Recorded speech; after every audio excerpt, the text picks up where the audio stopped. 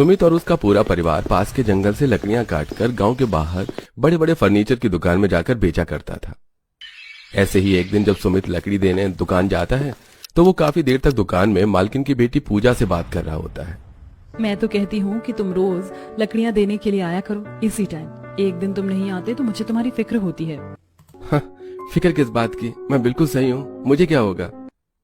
पूजा madam किसी भी दूसरे पार्टी के बंदों से प्यार से बात भी नहीं करती और इसकी इतनी फिक्र करती हैं। जरूर दाल में कुछ काला है, मुझे मालिक को बताना होगा। पूजा और सुमित एक दूसरे को पसंद करते थे और इसका शक अशोक को हो जाता है। अब सुमित के वहां से जाते ही अशोक विनोद के घर जाता है। लिविंग हॉल में बैठे विनोद और शोभा को सुमित और पूजा के बीच चल रही बातें बताता है। मालिक, अभी मौका है, पूजा मैडम की मंगनी करवा दीजिए। मैंने उन्हें देखा है, वो उस गरीब लकड़ी बेचने वाले की बहुत फिक्र करती हैं। हो ना हो इन दोनों के बीच में कुछ तो चल रहा है। भैया जरा सोच समझ कर बोलो, मेरी पूजा किसी गरीब को पसंद नहीं कर सकती। जरूर आपको कोई धोखा हुआ है। नहीं शोभा, अशोक सही कह रहा है। मुझे भी कई बार शक हुआ है। वो लड़का तभी हमारी दुकान पर आता है जब पूजा होती है और पूजा उस दुकान के अलावा और कोई दूसरे शोरूम भी नहीं संभालना चाहती। तुम जाओ, मैं कुछ करता हूँ। जब विनोद को इस बारे में पता चलता है तो उसको अपनी बेटी पर बहुत गुस्सा आता है। तो वहीं सुमित अपने भाई और पिता के साथ जंगल में लकड़ियां काटकर पेड़ पर बांस की सीढ़ी पर चढ़ते हुए एक छोटे से पेड़ घर में कटी हुई लकड़ी रख रहा होता है। कल का मौसम पता नहीं कैसा हो, अच्छा हुआ जो हम लोगों ने आज ही ज्यादा मात्रा में लकड़ियां काट ली। कल गांव के बाहर बेचने में आसानी होगी।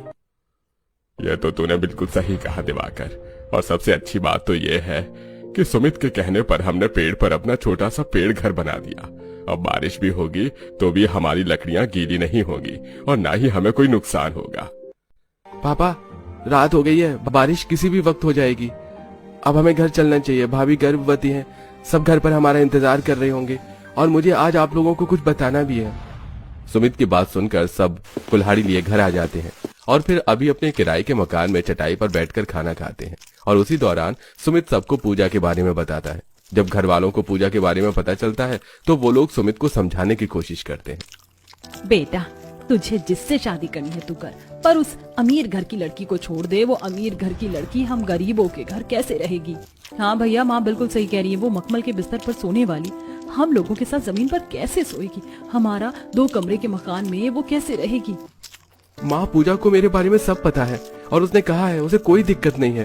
वो मेरे साथ सूखी रोटी खाकर भी खुश है। घर वालों के समझाने पर भी सुमित नहीं मानता, जिस वजह से घर वाले शांत हो जाते हैं। और अगले दिन जब पूजा अपनी फर्नीचर शॉप पर जाने के लिए तैयार होती है तो उसके पिता उसके कमरे में आकर उससे कहते हैं, पूजा बेटी, आज तू रहने दे, मैं दुकान पर जा रहा हूँ। दरअसल कुछ नई पार्टी आने वाली है दुकान पर, तो जवान बेटी का इतने आदमियों के बीच में रहना मुझे सही नहीं लग रहा। तेरे पापा बिल्कुल सही कह रहे हैं। एक ही दिन की तो बात है, आज ही रुक जा। अपने माता पिता के काफी बोलने पर पूजा घर में ही रुक जाती है। कुछ देर में जब सुमित लकड़ियां बेचकर दुकान आता है तो वो पूजा को न देखकर उसके बारे में नौकरों से पूछता है। आज दुकान पर पूजा मैडम नहीं है? तुम्हारी पूजा मैडम तो नहीं है, पर उसका बाप है। क्यों बे, तुझे क्या लगा तू मेरी मासूम भोली बेटी को अपने प्यार के जाल में फंसा लेगा और मैं अपनी बेटी की शादी तुझ जैसे गरीब से कर दूंगा? मेरे जीते जी मेरी बेटी तेरे घर की बहू कभी नहीं बनने वाली। अभी मौका है, मेरी बेटी को छोड़ दे। हम दोनों एक दूसरे को बहुत पसंद करते हैं, मैं उसे नहीं छोड़ सकता। अगर मैंने उसे छोड़ दिया तो वो जीते जी मर जाएगी। अगर तूने मेरी बेटी को नहीं छोड़ा तो हम तुझे जीने लायक नहीं छोड़ेंगे। इतना बोलकर गुस्से में आकर विनोद अशोक के साथ मिलकर सुमित की काफी पिटाई करता है और अधमरी हालत में उसे उसके घर भिजवा देता है। इसी तरह 3-4 दिन बीत जाते हैं और पूजा हर रोज दुकान पर सुमित का इंतजार करती है। पर जब सुमित नहीं आता तो वो परेशान हो जाती है और वो शॉप में अशोक को अपने पिता से फोन पर बात करते हुए सुन लेती है। हाँ मालिक, मेरी नजर मैडम पर ही है, वो दुकान में ही है। पर क्योंकि कुछ दिनों से वो गरीब दुकान नहीं आया इसलिए मैडम काफी परेशान है। इसका मतलब पापा को मेरे और सुमित के बारे में पता चल गया, इसीलिए उन्होंने उस दिन मुझे दुकान नहीं आने दिया। सुमित की तबीयत ठीक तो है। जब अशोक विनोद से फोन पर बात कर रहा होता है तो इसी का फायदा उठाकर पूजा दुकान से निकल जाती है और सुमित के घर पहुंचती है, जहां सुमित के शरीर में पट्टी बंधी थी और उसकी भाभी उसे दवाई दे रही थी। उसकी बहन खाना बना रही थी तो वहीं उसकी माँ झाड़ू लगा रही थी। तुम ही हो ना पूजा? तुम्हारे ही पिता ने मेरे देवर की ये हालत करी है। हम गरीब लोग जंगलों में जाकर लकड़ियां काटते हैं और उन्हें दुकान दुकान बेचकर अपनी रोजी रोटी कमाते हैं, पर जब से देवर जी की ऐसी हालत हुई है वो कोई काम नहीं कर पा रहे। हमारा घर कैसे चल रहा है हम ही जानते हैं। मैं नहीं जानती थी कि पापा को हमारे बारे में पता चल गया है, पर अब मैं तुम्हारे बिना नहीं रह सकती। मैं उस घर नहीं जाऊंगी, मुझे यही रहना है। नहीं पूजा, तुम उनकी इकलौती बेटी हो। अगर उन्हें यह पता चलेगा कि तुम यहाँ मेरे पास आ गई हो तो पता नहीं वो कौन सा कदम उठाए। हम पूरी कोशिश करेंगे तुम्हारे परिवार को मनाने की। अभी तुम घर जाओ, अब मैं पहले से बहुत बेहतर हूँ। हाँ बेटा, किसी भी रिश्ते की शुरुआत करने के लिए माँ बाप का आशीर्वाद लेना बहुत जरूरी होता है। सुमित और उसके परिवार के कहने पर पूजा वहां से चली जाती है और जैसे ही वो घर जाती है विनोद अपनी बेटी को एक थप्पड़ मारता है और उससे कहता है, उस गरीब लकड़ी बेचने वाले के ही घर गई थी ना, उसी से मिलकर आ रही है ना। पर अब बहुत हुआ, मैंने तुम्हारा रिश्ता तय कर दिया है। अगले ही हफ्ते अब तुम्हारी शादी होगी। शोभा, तुम अपनी बेटी पर नजर रखना। पूजा, तूने ये सही नहीं किया। एक बार हमारी इज्जत का तो ख्याल रख लेती। जब आप लोगों को मेरा ख्याल नहीं है, मेरी खुशी का ख्याल नहीं है, तो मैं आप लोगों का ख्याल क्यों रखूं? रोती हुई पूजा अपने कमरे में चली जाती है। देखते ही देखते एक हफ्ता बीत जाता है और शादी का दिन भी आ जाता है, पर पूजा अपने घर वालों को नहीं मना पाती। इसीलिए वो शादी वाले दिन ही लहंगे में सजी अपने कुछ कपड़े और पैसे लेकर मौका देखकर शादी से भागकर सुमित के घर आ जाती है, जहां सुमित अपने भाई और पिता के साथ कुछ लकड़ियां लेकर आता है। अच्छा हुआ सुमित जो तुम आ गए। मेरे पापा कभी तुम्हें नहीं अपनाएंगे। अब हमें शादी कर लेनी चाहिए।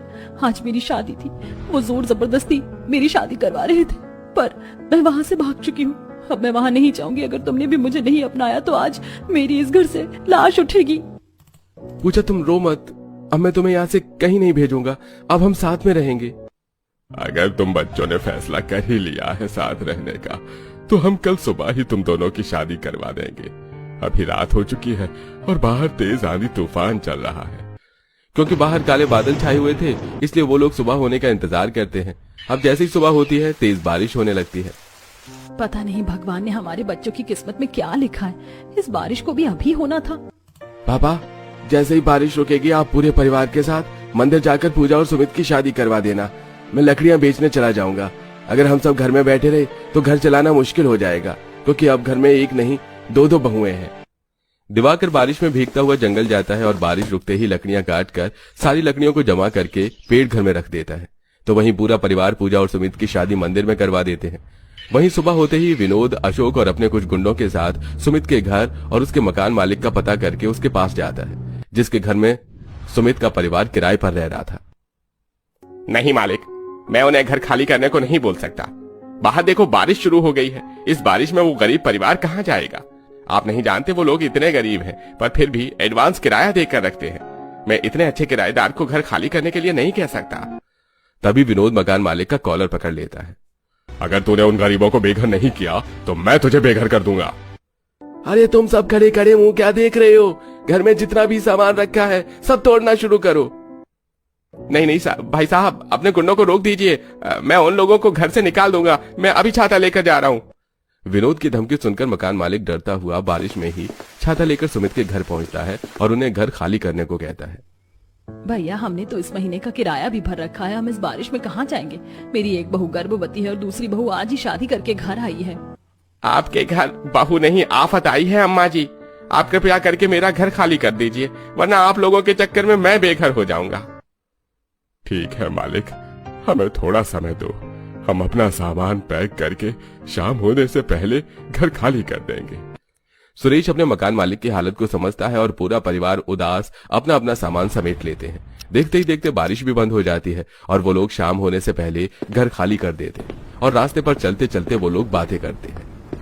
माँ, फिर से काले बादल छा रहे हैं। अब तो तेज तूफान भी आ रहा है। हम इस बारिश में कहाँ जाएंगे?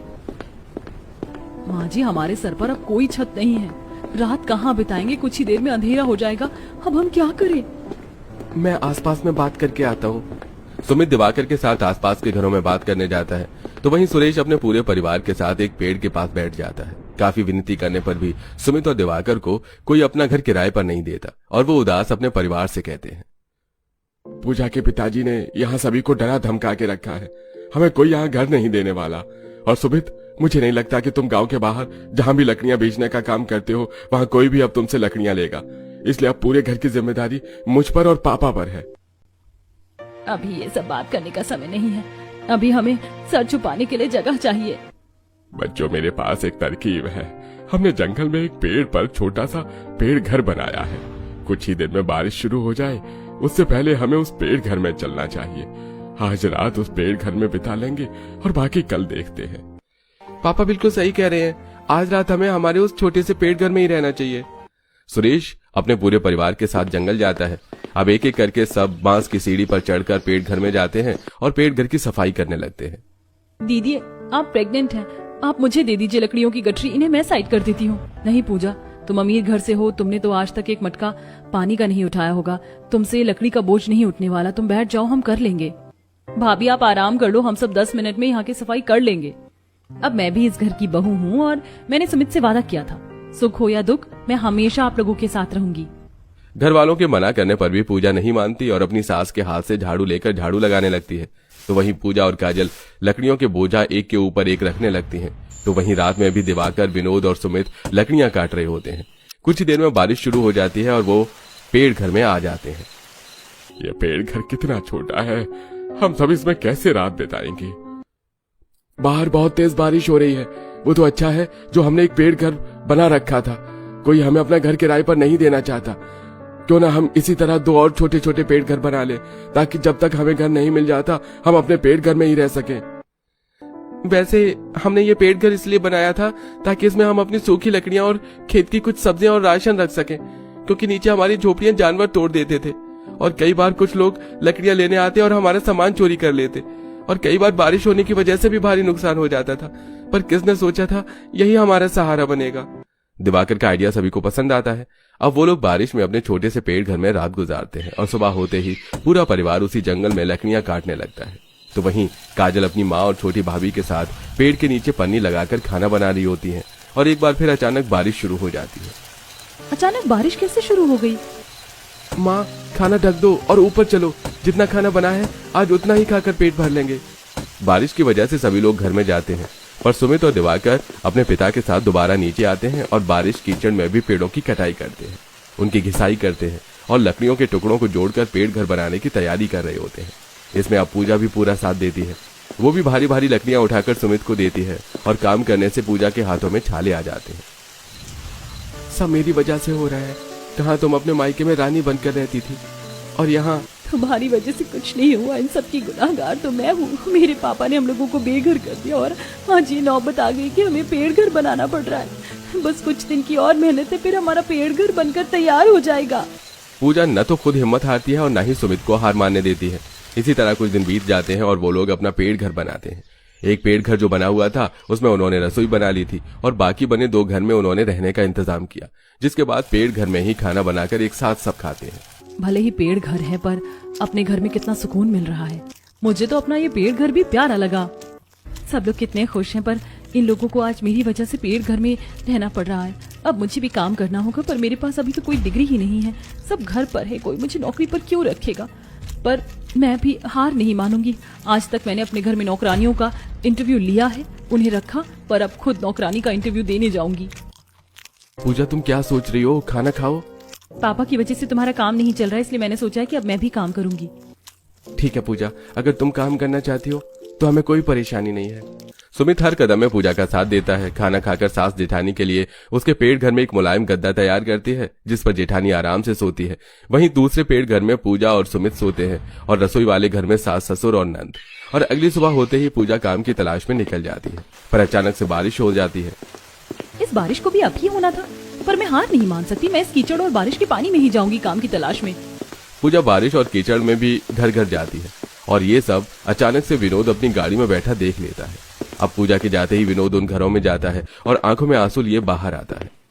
मेरी बेटी बारिश में कहीं नहीं जाती थी, उसे कीचड़ और गीला होना बिल्कुल भी पसंद नहीं था, पर इन गरीबों ने मेरी बेटी की ऐसी हालत बना दी है कि वो बारिश में नौकरों वाला काम देख रही है। मैं उन गरीबों को छोड़ूंगा नहीं, बस एक बार पता चल जाए वो लोग कहाँ रहते हैं। अपनी बेटी की ऐसी हालत देख विनोद और सुमित के परिवार से नफरत करने लगता है। अब जैसे ही विनोद अपनी गाड़ी लेकर वहां से जाता है, उसे रास्ते में सुमित दिखता है और वो गाड़ी से उतर सुमित का कॉलर पकड़ लेता है। क्या हालत बना दी है मेरी फूल से बच्ची की तुमने, अब तो मुझसे नौकर वाला काम करवाओगे। पीछे से पूजा आती है। बस करो पापा, आपकी इन्हीं हरकतों की वजह से मुझे इतना बड़ा कदम उठाना पड़ा और मैं सुमित के साथ बहुत खुश हूँ। मुझे वो ऐशो आराम नहीं चाहिए जहाँ मैं घुट घुट के जीऊं। आपको क्यों समझ में नहीं आ रहा कि आपकी बेटी गरीब घर में बहुत खुश है? वहाँ सब मुझे पलकों पर बिठा के रखते हैं। चलो सुमित, अगर ये तुझे पलकों पर बिठा के रखते तो तू नौकरी की तलाश में न भटक रही होती। पर फिक्र मत कर मेरी बेटी, तुझे तो मैं इससे दूर करके ही रहूंगा और तेरी जिंदगी भी संवारूंगा। इतना बोलकर विनोद वहां से चला जाता है। कुछ देर में पूजा सुमित के साथ पेट घर आती है जहां सब बैठे थे। पूजा, तुम पढ़ी लिखी लड़की हो, तुमने अपने पापा का बिजनेस संभाला है। मैं तुम्हें लोगों के घरों में काम करते हुए नहीं देख सकता। हाँ बहू, तुझे कोई जरूरत नहीं है ऐसी नौकरी करने की। हम इस पेड़ घर में ही रहेंगे। माँ जी, यहाँ कोई सुविधा नहीं है। दीदी का 7वां महीना लग गया है और अब मैं भी गर्भवती हूँ। और रही मेरी नौकरी की बात, तो मुझे लगा बिना डिग्री के मुझे कोई नौकरी नहीं देगा, पर मैं गलत थी। मुझे एक छोटी सी नौकरी मिल गई है। अभी 20,000 रूपए सैलरी है, पर उन्होंने कहा है कि अगर मेरा काम अच्छा हुआ तो मेरी तरक्की भी होगी। पूजा की प्रेगनेंसी और उसकी नौकरी की खबर सुनकर पूरा परिवार काफी खुश होता है और काजल शांति जंगल से कुछ फूल तोड़कर लाते हैं और अपने पेड़ घर को सजाते हैं। साथ ही वो लोग अपने हाथों से खराब कपड़ों का मोटा सा बिस्तर बनाते हैं जिस पर पूजा सोती है, नेहा की तरह। इसी तरह कुछ दिन बीत जाते हैं और आखिरकार विनोद को सुमित का पेड़ घर मिल ही जाता है और वो शोभा के साथ वहां आता है और सीढ़ियां चढ़कर ऊपर जाता है। तो तुम गरीब लोग बेघर होने के बाद इस पेड़ घर में रह रहे हो, तुम ये खुशी भरी जिंदगी दे रहे हो मेरी बेटी को। चल पूजा, अब मैं तुझे इन लोगों के साथ एक पल भी नहीं रहने दूंगा। मैं जानता हूँ इन गरीबों का साथ रहकर तू बहुत दुखी है, बस मुझे बता नहीं रही। हाँ मेरी बच्ची, तेरे पापा बिल्कुल सही कह रहे हैं। नीचे कितना कीचड़ था, तू यहाँ कैसे खुश रह सकती है? माँ पापा, मैं खुश हूँ। आपको मेरा सजा हुआ पेड़ घर नहीं दिख रहा? मेरा इतना मोटा बिस्तर नहीं दिख रहा? ये सब मेरे ससुराल वालों ने मेरे लिए किया है। मैं इतनी खुश हूँ कि मैं आपको बता नहीं सकती। और अब मैं एक अच्छी नौकरी भी करती हूँ। मुझे ना सिर्फ पेट भर खाना मिलता है, बल्कि इतना प्यार मिलता है जो मुझे आज तक आप लोग भी नहीं दे सके। और अब मैं प्रेग्नेंट हूँ, तो मैं सुमित को किसी भी हाल में नहीं छोड़ने वाली। मैं अपने बच्चे को उसके पिता से दूर नहीं कर सकती। अगर आप लोगों ने कभी भी सच में मुझे प्यार किया होगा, तो आप लोगों को कसम है मुझे मेरी जिंदगी मेरे हिसाब से जीने दीजिए। मैं यहाँ बहुत खुश हूँ। सुनिए जी, हमें यहाँ से जाना चाहिए। पूजा की बातों से लगता है कि वो सच में यहाँ बहुत खुश है, और हम भी तो अपनी बेटी की खुशियाँ ही चाहते हैं ना। पूजा की ऐसी बातें सुनकर विनोद और शोभा हार जाते हैं और उदास आंखों में आंसू लिए वहां से चले जाते हैं। इसके बाद पूजा अपने ससुराल वालों के साथ उस पेड़ घर में रहती है। समय गुजरता है और सुमित अब लकड़ियां न बेचकर खुद ही फर्नीचर का काम करता है और बहुत जल्द वो लोग गांव में अपना खुद का मकान लेते हैं। और समय समय पर शोभा और विनोद भी पूजा से मिलने उसके घर आते हैं और अपनी बेटी को हमेशा खुश देखकर काफी खुश होते हैं।